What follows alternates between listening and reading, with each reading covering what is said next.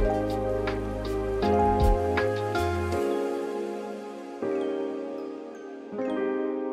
welcome to another episode of ArchiTalkcure. We'll be your host. My name is Kunal. And I'm Anthony.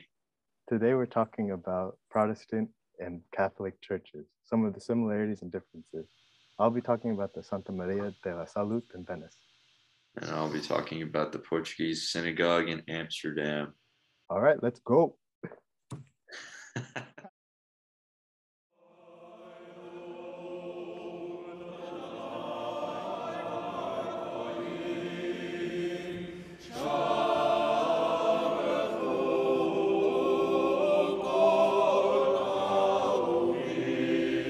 Portuguese Synagogue in Amsterdam, also known as a Synagogue, which is a word for synagogue in Judeo-Spanish, the traditional Judeo-Spanish language of the Sephardi Jews.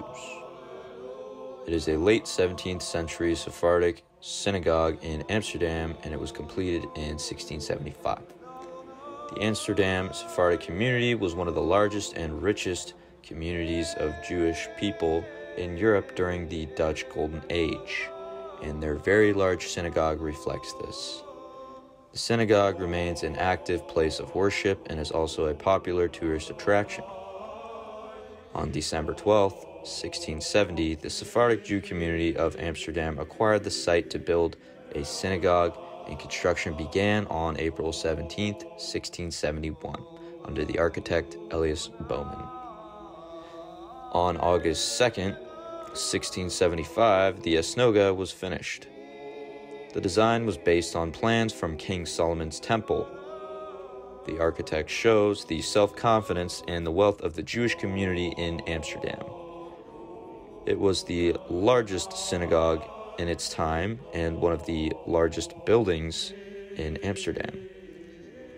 The interior of the Portuguese synagogue is of the longitudinal Iberian Cypheric type. The striking wood arch and tablet are found on opposite ends of the interior. Seating is divided into two halves facing one another, and the women's gallery is supported by 12 stone columns representing the 12 tribes of Israel. During service, 1,000 candles and 2 enormous brass chandeliers light the synagogue. No electricity, and the interior is designed with lots and lots of wood and polished copper, with large windows that let in plenty of natural light.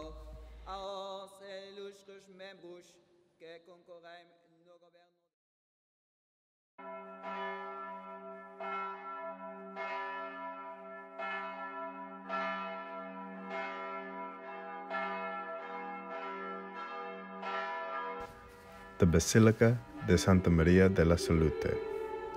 After the collapse of the Byzantine Empire in 1453, when Ottoman Turks took Constantinople, a new power emerged in the Mediterranean, and that was Venice.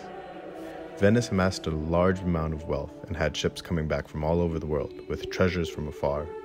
But these ships also brought back with them a plague, mice infested with fleas. By 1500, 2 plagues had ravaged the nation, so they set up a camp up north and quarantined ships before they entered the town.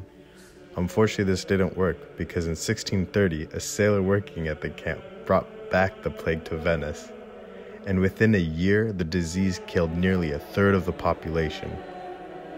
So the Republic of Venice prayed for help from the Madonna Virgin Mary, Our Lady of Health, and they said they would build a glorious church in her honor, and that is why the Santa Maria della Salute was built, for the Virgin Mary's help in fighting the plague. The church was designed in the Baroque style by an unknown architect at the time, Baldassare Longhena.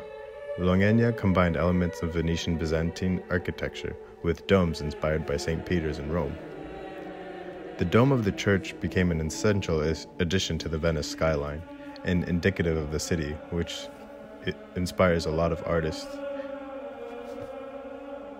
The Salute is a vast octagonal building with 2 domes and a pair of picturesque bell towers at the back. It's built on a platform of nearly 1 million wooden piles, and it is constructed of Isitarian stone and brick covered with marble dust. Inside, we see most of the objects of art are housed in the church, bear reference to the Black Death. And at the apex of the pediment, we see the statue of Virgin Mary as she presides over the church, which was erected in her honor. The church was completed in 1682. It is a supreme masterpiece of the Venetian Baroque.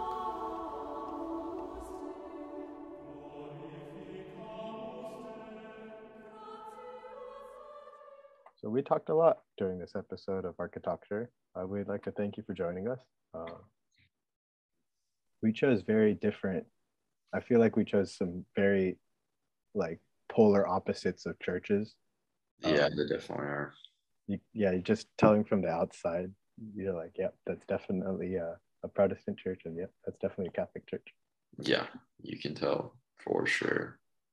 I think there's a lot more lighter color in yours too, though, isn't there? There's a decent, I mean, both have pretty great natural lighting on the interior. Yeah, definitely. Very, very cool for sure. And then yours, the synagogue, I love the wood color. I want to know what that material is too. Yeah, the wood for the interior roof is super cool. The white walls. Looks like there's some stone there too. Maybe it was like a Stone. representation of the materials in the surrounding area. Yeah. Or it is. You can tell the Santa Polished Maria was made copper out of and Istrian bunch of stone, wood. Istrian stone, and marmorino. It's sort of crushed marble and lime putty. That sounds expensive. Definitely built. Yeah, the cost of these Catholic churches must have been just something else. Insane, yeah. The similarities in the acoustics are amazing. Whoa. Like in this video of the coronation, you can hear the singing kind of like just reverberate throughout the synagogue. And then Yeah, I think that's tall ceilings. Tall ceilings, yeah. Tall ceilings will definitely help with that. They do have a really big similarity of like being a symbol of hope and for people in the religion. Thank you for jumping into this fantastic experience exploring the Santa Maria de Salud in Venice and the Portuguese Synagogue in Amsterdam.